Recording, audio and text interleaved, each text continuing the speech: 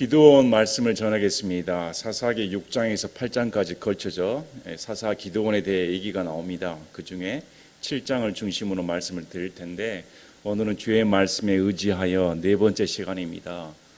기도원을 주인공으로 삼은 이유는 우리와 같이 허물이 많은 사람이기 때문입니다. 기도원은 완벽한 자가 아닙니다. 그렇다고 믿음이 훌륭한 사람도 아닙니다. 이 기도원을 통해서 우리에게 우리도 위로받을 수 있구나, 우리도 하나님께서 얼마든지 쓰임받을 수 있는 하나님의 그릇이 될 수 있구나 하는 위로감을 느낄 수가 있습니다. 성경은 영웅전을 다루지 않습니다. 성경의 영웅은 단연 예수님뿐입니다. 예수님께서 인간을 들어쓰시면 어떤 인간이든 간에 하나님께서 들어쓰지 못할 인간은 단 한 사람도 없습니다. 그래서 오늘 이 사사기 말씀을 통해서 참 이 기드온이라는 사람이 어떻게 발탁을 받고 또 그 기드온이 하나님의 말씀에 순종했을 때 그의 믿음이 성장해 가는 과정, 또 물론 8장에는 그의 타락에 대해서도 나옵니다. 한낱 인간에 불과합니다. 이런 인간에게 어떻게 하나님께서 찾아와 주셔서 은혜를 베풀어 주시는가, 전적인 하나님의 은혜임을 다시금 강조하는 사건이 6장, 7장, 8장에 기록되어 있습니다. 여러분께서 지난 시간 동안 말씀을 들으시면서 한 가지 공통점이 있습니다. 겸손한 사람이 가장 제일 하기 쉬운 것이 무엇일까요? 교만한 사람이 가장 하기 어려운 것은 무엇일까요? 순종입니다. 겸손한 사람한테는 제일 쉽습니다. 그러나 교만한 사람, 자기 생각이 강한 사람은 순종만큼 어려운 것이 없습니다. 마찬가지로 우리 예수님께서 구원을 가져다 주셨습니다. 이 구원은 겸손한 사람은 누구든지 마음문을 열고, 그렇습니다, 나는 죄인입니다, 주님이 옳습니다, 저는 거짓말장이고 하나님 앞에서 천벌받아야 할 마땅한 죄인입니다, 겸손하게 나온 자는 구원을 받습니다. 그러나 교만하여 무슨 소리입니까? 나같이 떳떳하게 사는 사람이 없습니다. 지옥 가려면 저 사람이나 가야 되지, 그래도 나는 이렇게 살았는데 하는 사람은 구원을 받을 수가 없습니다. 그래서 성경에서 구원은 전적인 당사자 책임입니다. 하나님께서는 구원의 선물을 모든 인류에게 베풀어 주셨습니다. 그러나 그 선물을 받고 안 받고는 그 사람 책임입니다. 순종도 마찬가지입니다. 하나님께서 명령을 내리셨습니다. 그 명령에 순종하는지 안 따르든지 거절하든지 그것은 그 사람 책임입니다. 지난 말씀을 통해서 주의 명령에 순종하는 자들은 다 기적을 체험합니다. 하나님의 영광을 맛봅니다. 예수님이 누군지 직접 마음 가운데, 몸 가운데, 자기의 삶 가운데 간증할 수밖에 없는 그런 놀라운 주의 구원의 역사, 주의 능력의 역사에 동참할 수 있는 축복을 받게 됩니다. 그러나 순종하지 않는 자, 거절한 자는 하나님의 은혜 가운데 떨어져 나가버립니다. 오늘 말씀을 다시금 보시면서 구약에 우리와 같이 허물 많은 기드온을 부르신 하나님께서 어떤 하나님이시길래 이런 기드온을 쓰셨는가, 또 이 기드온은 거기에 대해 어떤 마음가짐을 갖는가.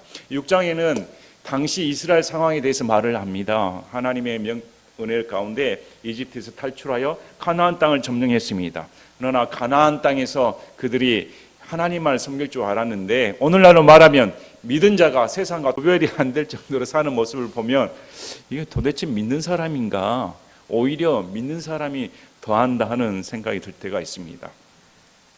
하나님으로부터 체험을 받은 민족입니다. 그럼에도 가나안 가운데 살면서 우상숭배에 젖어들었습니다. 우상숭배에 젖어들며 하나님께서 주변의 민족을 통해 채찍질을 가했습니다. 그러면 못 살겠다, 다시 하나님께 나오면 하나님이 사사를 예비하여 주셔서 또 구원시켜 주셨습니다. 이것이 역사의 반복이었습니다. 이제 또 우상숭배에 빠져드니까 하나님께서 미디안에게 7년 동안 이스라엘을 넘겨주셨습니다.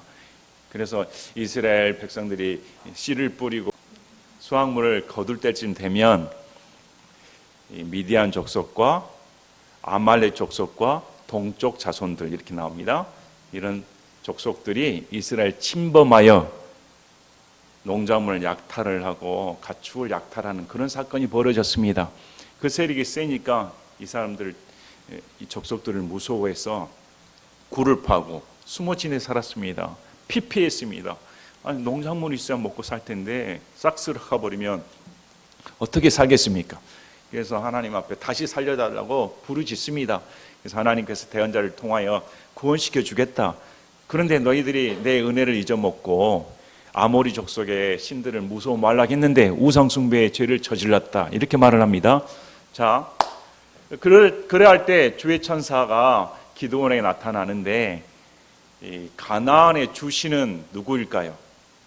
가나안의 첫째가 하는 우상은 바알입니다. 바알은 농사의 신으로 불려 있습니다. 농경신입니다. 농사를 짓는 이 민족들은 바알을 우상 숭배했습니다. 그 이유가 바알이 비와 천둥을 관장하는 신이기 때문에 비를 내려줘야 농작물이 자랄 거 아닙니까? 그래서 바알에게 눈빛이 어긋나면 바알에게 거슬리면 비가 안 내려 농작물이 망하기 때문에 바알에게 충성을 하였습니다. 우상 숭배를 했습니다. 이 기드온을 보면 기드온의 아버지가 바알 제단을 모시는 사람이었습니다. 주 우상 숭배의 소굴이 기드온 집안이었습니다. 이 사람이 이스라엘 사람인데, 근데 주의 천사가 딱 나타나는데 이때 기드온은 뭐 하고 있었는가? 미디안 족속이 무서워가지고 숨겨서 포도즙 틀에 옆에 가지고 밀을 타작하고 있었습니다. 근데 주의 천사가 나타나서 어떻게 말을 합니까? 너 강한 용사여. 야, 이게 놀랍지 않습니까? 자, 우리 사사기 6장 12절. 주의 천사가 그에게 나타나 그에게 이르되 너 강한 용사여 주께서 너와 함께 계시는도다. 이게 무슨 소리입니까? 기드온은 농사꾼이었습니다. 그것도 미디안 족속에 무서워서 벌벌 떨어 숨어 지내는 사람이었습니다. 그런데 이런 농사꾼에게 나타나서 주의 천사가 너 강한 용사여 이렇게 말씀을 하시는 겁니다. 이 주의 천사가 누굽니까? 예수님입니다. 성육신 하기 전에 인간의 모습으로 나타나신 이 주의 천사 여호와로 불리우는 이 주가 누구신가? 예수님입니다. 예수님께서 기드온에게 직접 나타나 주셔가지고 너 강한 용사여. 강한 용사인 이유가 뭡니까? 뒤에 나옵니다. 주께서 너와 함께 계시는도다. 기드온의 형편을 보고 강한 용사로 말한 것이 아닙니다. 기드온이 무슨 강한 용사입니까? 군대 훈련도 안 받은 자인데. 여기 군대에 다녀온 사람 있으십니까? 옛날에는 뭐 방위, 뭐 공익 이러면서 널리지 않았습니까? 총도 안 매본 사람들 이렇게. 근데 하물며 이 농사꾼에게 소심한 이 농사꾼에게 강한 용사요. 그랬더니 이 기드온이 이렇게 말합니다. 오 내 주여 주께서 우리와 함께 계시며 어찌하여 이 모든 일이 우리에게 닥쳤나이까? 이 주의 천사를 방문을 받았으면 우리 같으면 어떻게 말해야 됩니까? 분명히 대언자를 통해서 너희가 우상 숭배를 했다. 그래서 이런 고난을 당한다. 이렇게 말씀을 하셨는데 이렇게 말해야죠. 그렇습니다. 우리는 우상 숭배했습니다. 이게 아니라 지금 기드온은 불평을 합니다. 아니 주께서 이집트를 탈출하시는 그 기적을 말씀하셨는데 우리를 이제 버려가지고 미디안 족속에 넘기시지 않았습니까? 그 기적은 어디 있습니까? 그 능력은 어디 있습니까? 이렇게 따지는 것입니다.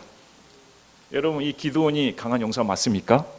주께서 너와 함께 하시도다. 이게 맞습니까? 말하신 분이 민망하게. 민망하게. 그래서 이제 주께서 우리를 버리사 미디안 족속의 손에 넘겨주셨나이다 하므로 14절에 주께서 그를 바라보시며 이르시되 너는 너의 이 힘을 의지하고 가서 이스라엘을 미디안 족속의 손에서 구원할지니라. 내가 너를 보내지 아니하였느냐. 예수님은 단호하십니다. 예수님 기드온의 형편을 고려하지 않습니다. 야 무슨 말이야? 내가 너를 보내지 아니하였느냐? 하나님이 내가 너를 보냈으면 잠만 말고 가라. 이렇게 말씀하시는 겁니다. 군소리 필요 없습니다.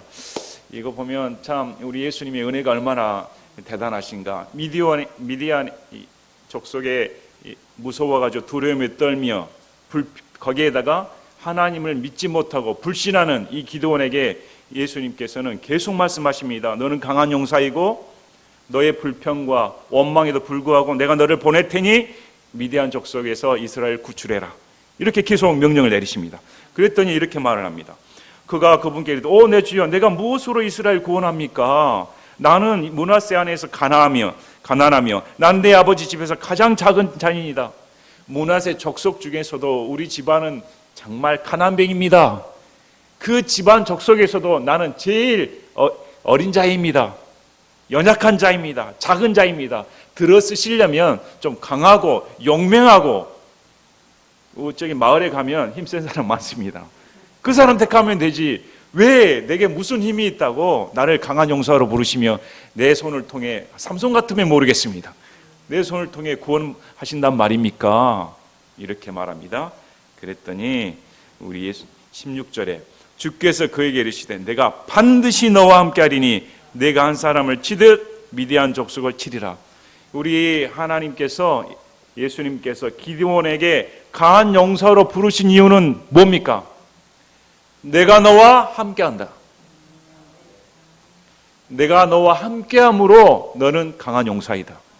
내가 너와 함께하며, 여기서는 반드시 내가 너와 함께한다, 번복하지 않는다, 이렇게 말씀을 하십니다. 그러니까 너희 형편을 고려할 필요가 없다. 너희 집안 사정, 너희 형편, 너희 능력 아무 소용이 없다. 나만 있으면 된다, 이렇게 말씀하시는 겁니다. 우리 고린도전서 1장 26절부터 29절까지 보면 하나님이 어떤 사람을 부르시는가 기록되어 있습니다. 형제들아, 너희는 너희가 부르심을 받은 것을 보라. 부르심을 받은 자로서 육체를 따라 지혜 있는 자가 많지 아니하고 강력한 자가 많지 아니하며 고귀한 자가 많지 아니하도다. 그러나 하나님께서 지혜로운 자들을 당황하게 하시려고 세상에 어리석은 것들을 택하셨고, 하나님께서 강력한 것들을 당황하게 하시려고 세상에 악한 것들을 택하셨으며, 하나님께서 있는 것들을 쓸모없게 하시려고 세상에 천한 것들과 멸시받는 것들과 참으로 없는 것들을 택하셨나니 이것을 어떤 육체도 자신 앞에서 자랑하지 못하게 하려 하심이라. 인간에게 영광을 주지는 않습니다. 하나님께서는 하나님의 영광을 드러내시고자 합니다. 그래서 없는 자, 가난한 자, 능력 없는 자, 비천한 자, 누가 봐도 저 째째한 자, 이런 자를 들어서서 하나님이 능히 구원시키신다, 보여주시겠다. 기도원 같은 사람도 하나님께서 쓰십니다. 저와 여러분을 부르신 예수님이 놀라운 은혜입니다. 우리를 부르신 예수님 생각하시길 바랍니다. 우리가 뭐 잘나서 부르심을 받았습니까? 여러분이 잘나서 구원받았다고 생각하십니까? 아닙니다. 이런 나를 어떻게 하나님께서 불러주실 수가 있을까? 그래서 여러분에게, 여러분 스스로도 강한 용사다. 예수님께서, 예수님을 믿는 순간 보라, 내가 세상 끝날까지 영원히 함께 하겠다. 그러므로 우리 스스로는, 예수를 믿는 사람은 강한 용사입니다. 아무리 내 자신을 보고 찌질하고 못나고 능력이 없다고 자책을 하고 더 이상 나는 하나님 앞에 쓸모없는 존재인가 봐, 이렇게 자책감에 빠진다 할지라도 하나님 눈에서는 그렇게 안 보십니다. 너는 강한 용사야. 여러분 스스로를 보시길 바랍니다. 여러분 스스로가 강한 용사로 생각하십니까? 만약에 아니었다면 지금은 생각을 바꾸시길 바랍니다. 강한 용사다. 아, 나는 강한 용사구나. 왜? 예수님이 반드시 나와 함께 하시기 때문에. 예수님이 함께 하신 자라면 어떤 자라도 강한 용사가 될 수 있습니다. 자, 그런데 이 기도를 보시길 바랍니다. 벌써 이 말을 들어도 믿지는 않습니다. 저에게 표적 보여주시기 바랍니다. 진짜 하나님의 능력을 보여주시기 바랍니다. 제가 애물을 가져다 올 테니까. 애물을 딱 가져왔습니다. 그랬더니 하나님께서 그 애물을 불살라 버립니다. 우와, 이분이 진짜 하나님이시구나. 주의 천사가 지팡이를 대니까 불이 나와가지고 불살라 버리니, 우와, 이건 놀라운 일이다 하고, 자 22절에 기드온이 그가 주의 천사임을 깨닫고 이르되 슬프도다. 오 주 하나님이여, 내가 얼굴을 마주대하여 주의 천사를 보았나이다 하매. 야, 이 주의 천사 예수님을 내가 직접 보았으니 난 죽게 되었다. 우와, 이랬습니다. 이랬더니 주께서 그에게 이르시되 내게 화평이 있을지어다 두려워하지 말라. 내가 죽지 아니하리라. 겁먹지 마. 죽지 않아. 내게 화평을 주겠다. 그래서 여기에 이 기드온이 주를 위해 제단을 쌓고 여호와 샬롬 이렇게 말합니다. 하나님은 화평이시다. 이렇게 제단을 쌓습니다. 그 다음에 이런 기드온에게 하나님께서 테스트를 하십니다. 담력을 시험합니다. 자, 여기서 한 가지 우리가 짚고 넘어가야 할 점이 있습니다. 이스라엘 백성들은 지금 하나님께 부르짖으며 미디안 족속이 우리를 너무 심히 괴롭히니 이 손에서 구원시켜 주시길 바랍니다. 이렇게 기도했습니다. 그러면 당장 가서 미디안 족속을 쳐 부수면 됩니다. 하나, 거기에 앞서 지금 기드온에게 어떤 테스트를 하냐면 너희 아버지 집에 있는 바알 제단을 무너뜨려라. 그게 명령이었습니다. 뒷구절을 보면 이 마을 주민들이 지금 바알 제단을 허문 자를 당장 끌어내어 죽여야 된다. 근데 바알 제단을 모시는 수장의 아들이었습니다. 기드온이. 아들이라도 내끌어서 죽여야 된다. 그러면 그 이스라엘 백성들이 얼마나 바알 우상 숭배에 찌렀는지 알 수가 있습니다. 하나님은 온데간데 없습니다. 그들은 오로지 바알 신이었습니다. 그래서 우리 하나님께서 너희 아버지가 섬기고 있는 그 바알 제단을 먼저 무너뜨려라. 항상 전쟁은 영적 전투입니다. 우리는 지금 우리 사정이 육적인 전투가 벌어진다고 생각하는데 저 세계에서는 우리가 보지 못하는 영적인 전투가 벌어진다는 사실을 인식해야 됩니다. 그래서 이 기드온에게 명령을 내렸습니다. 근데 이 기드온이 그 명령을 받고 낮에 가면 눈에 띄니까 무서워서 밤에 몰래 갑니다. 여러분, 담력이 없습니다. 너는 죽지 않아. 내가 너와 함께 있어. 너는 강한 용사야. 이제 가서 그냥 바알 제단 무너뜨리면 내가 책임질게 하면 나아지고 멋이고 그냥 가서 그냥 때려버리면 되잖아요. 하지만 여전히 기드온은 소심한 자였습니다. 표적을 보고도 아직 믿음이 강한 사람이 아닙니다. 주위 사람들이 무서웠습니다. 이 바알을 분명히 제단을 무너뜨리면 나는 죽임을 당할 텐데 밤에 몰래 해야지 하고 밤에 몰래 가서 했습니다. 두 가지를 알 수 있습니다. 첫째, 순종을 했다. 순종을 했습니다. 목숨이 위태로운 상황임에도 불구하고 그대로 순종했습니다. 두 번째, 순종을 했지만 의심했습니다. 아직도 하나님 편에 사로잡히지 못했습니다. 이것이 우리의 모습입니다. 우리는 순종하면서도 무섭기도 하고 의심하기도 하고 진짜 그럴까? 진짜 이런 일이 있을까? 한번 되짚어 보기도 합니다. 막상 결단을 하려고 해도 용기가 나서지 않을 때가 있습니다. 그러나 그가 어찌됐든 간에 바알 제단을 무너뜨렸다는 것은 대단한 용기라고 칭찬해 줄 수 있습니다. 왜? 농사꾼에서 그 정도면 굉장히 발전한 상태입니다. 자, 그래서 28절에 보니까 그 도시 사람들이 아침에 일찍 일어났는데 보라, 바알의 제단은 쓰러졌고 제단 옆에 작은 숲은 베었으며 새로 쌓은 제단 위에 누군가 둘째 숫소를 데렸으며 새로 쌓은 제단은 무슨 제단입니까? 하나님께 쌓은 제단입니다. 그래서 바알의 제단을 무너뜨려 버리고 이제 하나님을 섬기라는 하나님께서 주신 명령입니다. 우상을 척결해라는 명령입니다. 근데 마을 사람들은 봤더니 아니 자신들이 극진히 모시는 이 바알이 제단이 지켜버렸으니 이제 우리 농사는 망쳤다. 이제 우리 목줄이 달아나게 될 판이다. 그래서 당장 이런 얼토당토하는 일을 저지른 자를 찾아내라 해서 기드온인 걸 알았습니다. 하지만 이 기드온의 아버지 요아스가 기지를 발휘합니다. 아니 바알이 그렇게 살아있고 능력 있는 신이라면 자기가 직접 나서가지고 기드온을 처단하면 되지 않냐? 이렇게 말합니다. 멋진 말이죠. 아니, 너희들이 그렇게 바알을 숭배한다면 바알이 살아있을 거 아니냐? 그러면 바알이 직접 나서가지고 기드온을 저주하든지 치든지 할 것 아니냐? 참 그래서 이 요아스 자기 기드온의 아버지의 재치로 기드온이 목숨을 부지를 합니다. 그래서 이 기드온의 이름이 뭡니까? 여룹바알이라는 별명을 얻습니다. 여룹바알이라는 뜻은 바알을 대적한 자, 바알과 싸운 자, 바알과 논쟁한 자. 이 말을 다시 해석하면 바알이 기드온과 싸워 패배했다는 것입니다. 기드온이 바알과 싸워 이겼다. 여룹바알이라는 뜻 자체가 우상인 바알을 이겼다라는 기드온의 별명입니다. 그래서 그때부터는 이 기드온을 여룹바알로 이렇게 별명이 붙여졌습니다. 자, 이 일 후에 34절에 보니까 33절에 보니까 그때 모든 미디안 족속과 아말렉 족속과 동쪽 자손들이 함께 모인 뒤 건너와 이스라엘 골짜기에 진을 쳤으나 주의 영께서 기드온에게 임하심으로 그가 나팔을 불매 아비에셀이 그를 따라서 모였고 그가 사자들을 온 므낫세 전역에 보내니 그들도 그를 따라서 모였으며 그가 사자들을 아셀과 스불론과 납달리에 보내매 그들도 저들을 맞이하려고 올라왔더라. 자, 밀을 타작할 때였습니다. 타작할 때 수확을 거둘 때였으니까 이때 미디안 족속과 아몰렉 족속과 동쪽 자손들이 메뚜기처럼 올라왔다고 성경 기록합니다. 메뚜기처럼 올라와서 치려고 했는데 이제는 이스라엘 다릅니다. 옛날에 치러 왔을 때는 다 도망갔습니다. 굴로 숨었습니다. 근데 지금 봤더니 주의 영께서 기드온에게 임했더니 용기를 발휘를 해버립니다. 숨는 대신에 용기를 발휘해서 나팔을 부니까 사람들이 모여들기 시작했습니다. 전쟁하자고. 이전하고 완전히 다른 분위기입니다. 하나님의 영께서 임하시니 이런 담대함이 생깁니다. 그래서 사람들이 모여들기 시작했습니다. 자, 36절에 기드온이 하나님께 이르되 주께서 이미 말씀하신 것 같이 내 손으로 이스라엘 구원하시려거든. 이제 다시 기드온이 또 하나님을 요구를 합니다. 하나님 진짜 이번에 보니까 내가 확실히 하나님의 응답을 드려야겠습니다.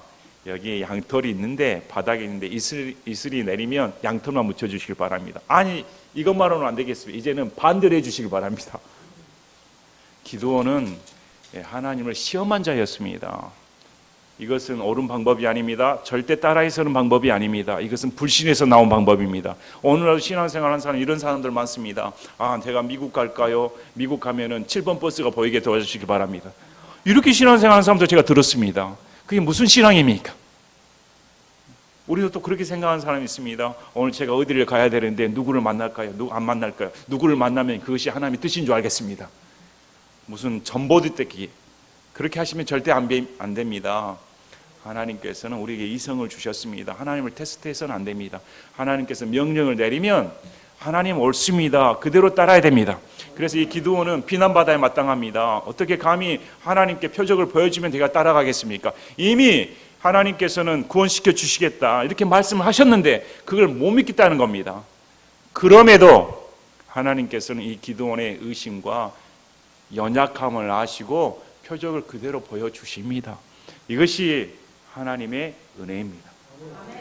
자, 하나님께서 우리의 용기만 보고 우리의 믿음만 본다면 여기 나만 날지 한 사람도 없습니다. 여러분 우리 의심하지 않습니까? 정말 하나님 꿈으로 보여주시길 바랍니다. 환상으로 보여주시길 바랍니다.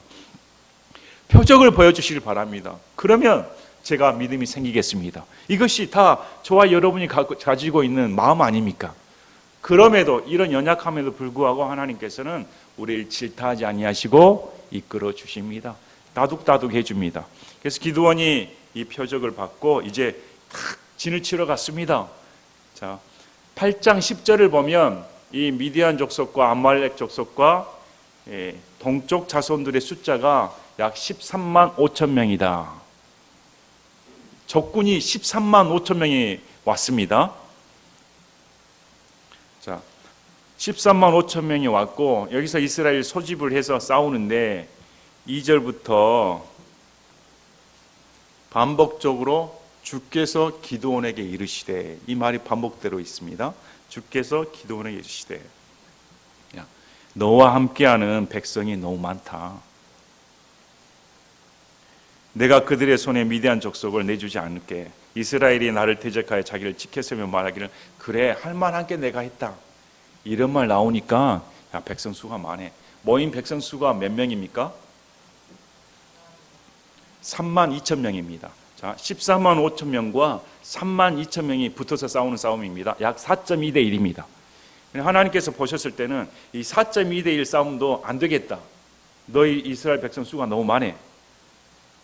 그래서 이 수를 좀 줄여야겠다. 이렇게 말씀하십니다. 그래서 자, 이제 백성의 귀에 선포하여 말하길 누구든지 두렵고 무서운 자는 길라산에서 일찍 떠나 돌아가라 하라 하시니 백성 중에 2만 2천 명이 돌아갔고 1만 명이 남았더라. 합치면 3만 2천 명이죠.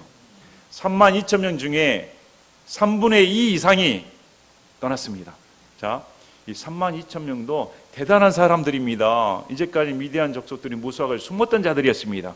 그래도 어떻게 한번 싸워보겠다고 나섰던 자들이었습니다. 그런데 이게 얼마나 기쁜 소식이었겠습니까? 지금 13만 5천 명 붙어봤자 죽을 팔자인데 돌아가라 하니 2만 2천 명, 아이고 좋아라, 다 도망갔습니다. 참 같이 모였는데 적군이 와서 이렇게 나 몰라라 하고 떠나버리면 남아있는 자들은 어떻게 될까요?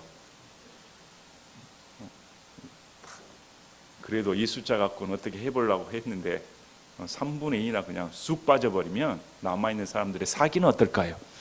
그렇지 않아도 수가 부족해서 해도 질판에 쑥 빠져버리면. 자, 분명히 하나님께서는 너희 백성 수가 많다. 이거 가지고는 내가 역사를 일으키지 않겠다 이렇게 말씀합니다. 출애굽기 15장 1절부터 6절까지는 모세가 출애굽 후에 하나님을 찬양하며 하는 노래입니다. 이렇게 말합니다. 그때 모세와 이스라엘 자손이 이 노래로 주께 노래하고 말하 이르되 내가 주께 노래하리니 그분께서 영화롭게 승리하셨으며 말과 그 위에 탄자를 바다에 던지셨도다. 주는 나의 힘이시요 노래시며 나의 구원이 되셨도다. 그분께서 나의 하나님이시니 내가 그분을 위해 거처를 예비할 것이요 내 아버지 하나님이시니 내가 그분을 높이리로다. 자, 3절에 주는 전사시니 주가 그분의 이름이로다. 하나님께서 전사시다, 군인이시다, 용사시다, 싸우는 자이시다 이렇게 말씀합니다. 그분께서 파라오의 병거들과 그의 군대를 바다에 던지시니 그가 택한 대장들도 홍해에 잠겼고 기품들이 그들을 덮음에 그들이 돌처럼 바다에 가라앉았도다. 오 주여 주의 오른손이 권능으로 영화롭게 되셨나이다. 오 주여 주의 오른손이 그 원수를 내던져 산산조각 내셨나이다. 쫓아오는 이집트 군대를 이스라엘 사람들이 손 하나 대지 않고 하나님의 능력으로 다 수장시켜 버렸습니다. 하나님께서 우리를 위해 대신 싸워 주신다 이렇게 말합니다. 시편 62편 1절 2절에 진실로 내 혼이 하나님을 기다리나니 나의 구원이 그분에게서 나오는도다. 오직 그분만이 나의 반석이시요 나의 구원이시요 나의 방벽이시니 내가 크게 흔들리지 아니하리로다. 자, 시편 118편 7절 8절 9절 주께서 내 편이 되사 나를 돕는 자들과 함께 계시니 그러므로 내 소원이 나를 미워하는 자들 위해서 이루어짐을 내가 보리로다. 주를 신뢰함이 사람을 신뢰함보다 낫고 주를 신뢰함이 통치자들을 신뢰함보다 낫도다. 하나님을 신뢰함이 사람들의 수의 많고 적음을 신뢰한 것보다 더 낫습니다. 하나님을 신뢰함이 세상의 권력자들, 돈인자들 신뢰한 것보다 낫다고 성경은 말씀을 합니다. 그러나 군인들은 뭘 중요시하겠습니까? 수를 중요시합니다. 한 사람이라도 더 무기를 들고 싸워야 이길 판에. 여기서 기드온이 대단하다는 것입니다. 기드온이 이제는 하나님 앞에 그대로 순종을 합니다. 이전에는 그렇지 않았죠. 표적 보여주시길 바랍니다. 못 믿겠습니다. 해보시길 바랍니다. 그러나 하나님께서 명령하시니까 그대로 행합니다. 22,000명이 그대로 나 같으면 더 붙잡을 텐데, 아니면 남아있는 32,000명보다 왜 32,000명밖에 안 모였어? 집에 없어? 20세 이상 청년들은 다 데리고 와야지. 다 더 소집해. 이럴 텐데 하나님께서 돌려보내라 하니까 그대로 돌려보내버립니다. 이제 10,000명밖에 안 남았습니다. 기드온의 마음은 어땠을까요? 그래, 이 10,000명 가지고는 하나님께서 하시겠지, 이렇게 말씀을 여겼을 겁니다. 그런데 4절에 주께서 기드온에게 이르시되 아직도 백성이 너무 많다. 그들을 물로 데리고 내려가라. 자, 13만 5천 명 대 10,000명이면 몇 대 몇입니까? 13.5대 1입니다. 1인당 13.5명을 상대해야 됩니다. 그런데 하나님의 눈에서는 너무 많다. 이 수로도 안 되겠다.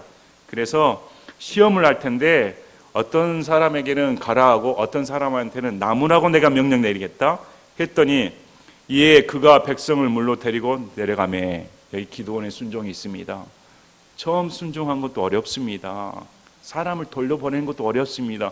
군대는 군인 수가 있어야 되는데, 그 두 번째는 이 수도 많으니까 내가 다시 돌려보내겠다. 이 명령에도 기드온은 예 하고 순종을 합니다.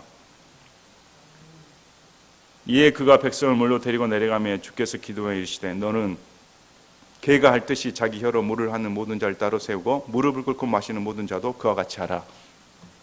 물을 마시는데 두 형태가 있었습니다. 개가 할 때기에 혓바닥으로 물을 핥은 사람이 있고 어떤 사람 차분히 앉아서 마시는 사람이 있었습니다. 이렇게 두 부류로 나누라. 여러분이 내과에 가면 어떻게 마시겠습니까? 여기 우리 성도들 데리고 저에게 하나님 명령을 내리시고, 자, 여러분들한테는 가르쳐 주지 않고, 자, 물을 마시길 바랍니다 하면 어떻게 마시겠습니까? 어떤 분은 다 군장 다 풀고 신발끈 다 풀고 차분히 앉아서 딱 마시는 사람이 있고, 군장 다 찬 채 지금 전시 상태니까 마시는 사람이 있고, 가지각색일 겁니다. 그런데 보니까 개가 핥는 것처럼 물을 마시는 자가 300명이었습니다. 나머지 9,700명은 다 편하게 마셨습니다. 그래서 하나님께서 300명을 택하겠다. 여러분 300명을 하나님께서 택하신 이유가 뭡니까?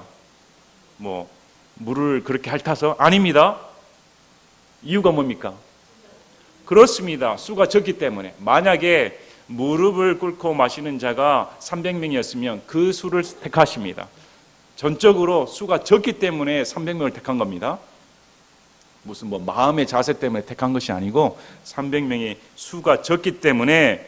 자, 6절 보시기 바랍니다. 손을 입에 대고 핥은 자들의 수는 300명이며 나머지 모든 백성 무릎을 꿇고 물을 마셨으므로 7절에 주께서 기드온에게 이르시되 내가 물을 핥은 300명으로 너희를 구원하고 미디안 족속을 내 손에 넘겨주리니 다른 모든 백성 각각 자기 초소로 갈 것이나 하시니 32,000명이 와가지고 300명 낳고 다 갔습니다. 그러면 300명이 몇 명을 상대해야 됩니까? 1인당 450명입니다. 1대 450명입니다. 불가능한 숫자입니다. 여러분의 한 사람이 450명과 싸울 수 있겠습니까? 불가능한 숫자입니다. 누가 봐도 이건 불가능합니다. 여겼을 때 하나님께서 이제 내가 넘겨주겠다. 하나님께서는 하나님의 영광을 가장 극적인 순간에 드러내십니다. 하나님께서는 우리에게 의존하지 않으시는 분이십니다. 우리의 능력에 좌지우지가 되지 않으시는 분입니다.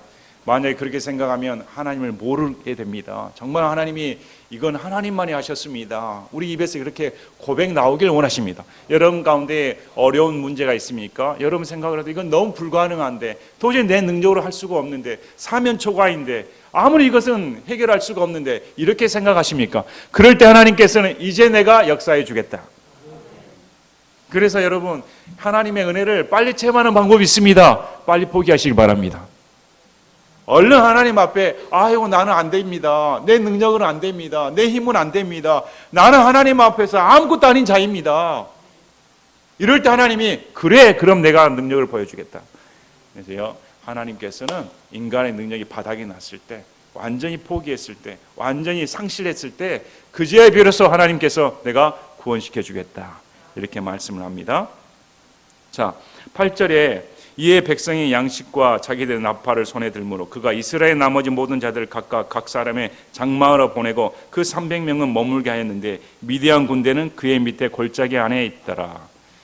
여러분이 300명 중에 한 사람이 어떻겠습니까? 내가 기도를 믿고 왔는데 지금 32,000명을 모여서 가지고 야 이렇게 모인 것도 대단하다. 이제 한번 해보자 했는데 다 떨어져 나가고 기드온과 300명이고 그저 기드온 출신을 봤더니 육사 출신도 아니고 군대에 나온 사람도 아니고 무슨 미디안 중에 가장 가난한 자 중에 농사꾼 출신에 무슨 싸우겠다고 나서니 이 300명도 목숨 건 것입니다. 누구를 따랐습니까? 주의 명령에 따른 기드온의 명령에 순종하였습니다. 자, 주의 명령에 따라 우리 마리아가 말을 했습니다. 그대로 해라. 하인이 전에 들은 말은 그대로 하는 것이었습니다. 내 생각과 내 판단과 내 한계치가 아무리 하나님의 명령과 틀린다 할지라도 하나님께서 명령하시면 저는 그대로 합니다. 여러분은 하나님의 능력과 하나님의 영광과 하나님의 권능을 어느 정도로 의식하고 계십니까? 정말 우리 마음, 이 작은 마음으로 하나님을 의심하고 하나님의 능력을 제한하지 않습니까? 하나님은 불가능하신 분이 없는데 하나님은 우리 상황과 상관없이 지금이라도 기적을 베푸시는 분이십니다. 아무리 삼면초가고 아무리 불가능한도 가능하게 하신 분, 죽은 자도 살리시는 분이신데 없는 것도 있는 것으로 부르시는 분이라고 성경은 말씀을 합니다. 그래서 지금 여기 보시기 바랍니다. 이제 완료형으로 말씀하십니다. 내가 너에게 넘겨주겠다. 넘겨주리라 하시고 여기에는 이미 넘겨주었다 말씀을 하십니다. 이미 전쟁은 끝나버렸다. 이 300명 남은 순간 내가 이미 넘겨주어버렸다. 이렇게 말씀을 해버리십니다. 그래서 여러분 우리가 300명과 이 기도원, 이 남아있는 자들이 돼야 됩니다. 그래야 할 때 하나님을 체험할 수가 있습니다. 그런데 자 10절 보시기 바랍니다. 그러나 만일 내가 내려가길 두려워하거든 내 종 불화를 데리고 그 군대로 내려가. 하나님은 누구보다 기드온의 속마음을 다 알고 계십니다. 내가 이렇게 행동한다 하니까 저 기드온이 의심하겠지. 기드온의 믿음 수준은 안 돼. 너 분명히 의심할 거야. 그래, 너 의심이 된다면 저 적진영에 들어가 봐. 적진영에서 하는 말 좀 듣고 와봐. 그것이 너에게 표적이 돼. 하나님은 기드온이 믿음 수준이 어느 정도인지 의심을 할지 다 알고 계십니다. 그래서 하나님께서 이 기드온에게 용기를 북돋아 주기에 적진의 가운데도 역사하신 분이 하나님이십니다. 그랬더니 기드온이 넘겨주었다 하면 가면 되지 않습니까? 그런데 넘겨주었다 하니까 또 하나님께서 확인해 보라 하니까 확인도 해봐야겠다 하고 밤에 이제 자기 식소를 데리고 들어갑니다. 종을 데리고 갑니다. 종을 데리고 가서 봤더니 12절에 얼마나 적군들이 많았던지 미디안 족속과 아말렉 족속과 모든 동쪽 자손들이 메뚜기처럼 골짜기를 따라 많은 수가 누워 있었으며 그들의 낙타들도 수없이 많아 마치 해변에 모래같이 많더라. 이 12절 말씀을 보면 여러분이 기도하면 어떨까요? 300명 갖고 하나님께서 싸워주시고 주셨다 하는데 이건 도저히 못 믿겠어. 그래, 한번 내 적진에 가봐야죠. 우와, 기절해버렸을 겁니다. 얼마나 많은 수가 이스라엘 대적하기 위해 해변에 모래같이 그렇게 쭉 있으니까 그 수에 압도되었을 겁니다. 얼마나 마음이 겁이 들었을까요? 근데 하나님께서 참 신기한 일을 보여주십니다. 적군들이 서로 꿈을 꾸고 또 옆에 적군이 그 꿈을 해몽해 줍니다. 꿈 내용이 뭐였냐면 보리빵 한 덩어리가 미디안 군대 안으로 굴러들어와 한 장막에 다다르는데 그것을 쳐서 무너뜨려 뒤엎으며 그 장막이 쓰러졌다. 내가 꿈을 꿨어. 보리 한 덩어리가 나와가지고 장막이 쓰러지는 꿈을 꿨어 했더니 해몽한 사람도 참 대단하죠. 그 개꿈이야 하면 될 텐데 개꿈이야 하면 될 텐데 해몽한 사람 그 빵은 뭐냐면 이렇게 말을 합니다. 이스라엘 사람 요아스의 아들 기드온의 칼이라. 하나님께서 미디안과 그 온 군대를 그의 손에 넘겨주셨다. 꿈 해몽한 사람이 지금 누구 말입니까? 하나님 말과 똑같습니다. 꿈 해몽한 사람의 말을 통해 하나님께서 기드온에게 해준 말 그대로 기드온 귀에 들려주시는 것입니다. 여러분, 멋진 하나님 아니십니까? 멋진 하나님이십니다. 우리가 모르는 가운데 하나님께서는 우리의 적진 가운데, 우리의 불가능한 상황 가운데 지금도 역사하고 계시는 분이십니다. 우리 눈을 안 보일 뿐이지 그분은 미디안 가운데도 역사하여 주셔서 겁쟁이고 의심 많고 두려움에 떠는 그런 기드온의 귀에 하나님의 음성을 적군의 입을 통해 들려주시는 것입니다. 놀랍죠? 그래서 이 말을 듣고 기드온이 용기 백백하여 이제 넘겨주었다, 확실하다 하고 이 300명에게 이렇게 말을 합니다. 나팔, 그 다음에 항아리, 돌항아리, 횃불 다 준비해라. 무기가 없습니다. 300명이 무기 들어봤자 13만 5천 명 이기겠습니까? 무기가 없습니다. 무기가 없이 그냥 나팔하고 항아리하고 횃불 준비해라. 여러분 같으면 총 하나라도 잡을 텐데, 군인 가면 군대에서 가장 소중하게 생명처럼 여겨야 할 게 총입니다. 총을 잃으면 생명을 잃는 거와 똑같기 때문에 생명으로 잡고 있습니다. 근데 지금 백성들이 무기가 없습니다. 무기 다 필요 없다. 이제 나팔하고 항아리하고 횃불만 있으면 된다. 왜 이렇게 말했을까요? 전쟁이 심리전이기 때문입니다. 이미 지금 미디안 족속들을 생각해 보시길 바랍니다. 어떻게 미디안에 있는 이 군인이 요아스라는 이름을 알고 기드온 이름을 알 수가 있습니까? 이건 틀림없이 하나님이라는 이름을 언급을 합니다. 이전에는 이스라엘 백성들이 다 도망갔습니다. 근데 저 봤더니 기드온이 하나님의 부르심을 받았다고 이스라엘 백성들을 소집하여 이제 전쟁을 하고자 모였다는 걸 알고 있습니다. 그래서 이 사람들은 이 꿈 내용을 보니까 계시를 받았다. 우리가 폭삭 망하게 생겼다. 이미 심리적으로 미디안 족속들은 이미 게임이 끝난 상태입니다. 그래서 기드온이 봤을 때는 이건 이미 이긴 승리다. 이긴 승리이기 때문에 이건 전쟁이 필요 없는 것입니다. 그래서 나팔과 이 세 가지를 준비하고 내가 하는 그대로 행동을 해라. 저녁 중간경쯤인데 이건 밤 10시쯤입니다. 밤 10시쯤에 파수꾼들이 교체하는 시간입니다. 파수꾼들이 교체하는 시간은 어수선한 시간입니다. 잠시 방비와 소홀히 한 시간입니다. 그래서 300명을 세 부대로 나눴습니다. 100명씩. 그래서 이 100명씩 나눠가지고 그 미디안 진을 에워싸라는 것입니다. 그리고 밤 10시경에 일제히 항아리를 깨뜨리고 나팔을 불고 횃불을 들었습니다. 자, 이 사람들은 잠을 자고 있었습니다. 미디안 족속들은 갑자기 쨍그랑 깨지는 소리와 함성 소리가 들리고 나팔 소리가 들리고 횃불이 드니까 착각을 해버린 것입니다. 수많은 군대가 몰려와 사방에서 우리를 포위하고 죽이는구나, 이렇게 두려움에 이미 빠져버렸습니다. 그래서 하나님께서 자기들끼리 치고받고 했다. 적인지 모르고 분간한지 모르고 자기 동료들 다 죽이겠다. 그리고 게임이 끝나버렸습니다. 하나님의 칼이다, 주의 칼이다, 기드온의 칼이다 외치고 갔을 때 이들은 질이 멸렬해버립니다. 여기서 우리가 이 8장까지 쭉 이어지는 과정 중에 이 기드온 한 사람에 대해 하나님께서 어떻게 사용을 하시는가, 기드온이 과연 면을 보면 하나님께 인정받을 만한 사람이었을까, 어떻게 이렇게 믿음편에서 보면 한참 역량이 부족하고 하나님 앞에 믿음의 사람도 아니다고 생각이 되는데, 이런 기드온을 들어서 주시는 하나님의 놀라운 은혜와 또 기드온을 통해 기드온이 순종했을 때, 이 300명이 순종했을 때 하나님의 역사가 일어나는 이 순간을 성경은 기록해 주고 있습니다. 그래서 저와 여러분이 해야 할 게 무엇입니까? 여러분, 강한 용사입니다. 하나님께서 우리와 함께 하심으로 우리가 강한 용사입니다. 또 하나님과 함께 한다면 하나님의 말씀에 절대 순종해야 됩니다. 내 생각 다 버려야 됩니다. 기드온처럼 이것이 내 생명줄인데, 이것이 내가 의지할 바인데, 이 군대 수가 내가 의지하는 바인데 하나님보다. 근데 하나님께서는 자신이 의지하는 것을 다 떨치게 해버립니다. 다 떨어지게 나가버립니다. 다 떨어지게 나갔을 때 이제 내가 승리를 주겠다, 이렇게 말씀을 하십니다. 여러분, 우리 삶 가운데 누가 승리를 싫어하는 사람 어디 있습니까? 하나님의 체험을 누가 싫어하겠습니까? 그러려면 반드시 순종해야 됩니다. 반드시 하나님 말씀에 절대적으로 순종하겠습니다.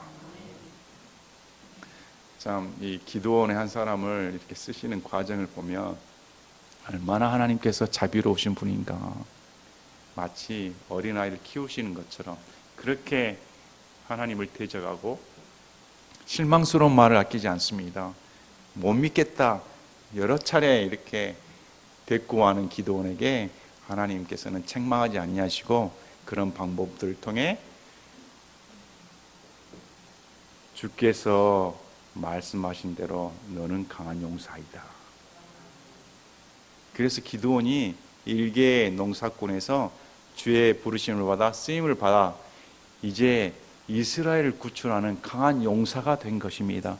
여기서 반드시 하나님께서는 자신의 말씀을 이루십니다.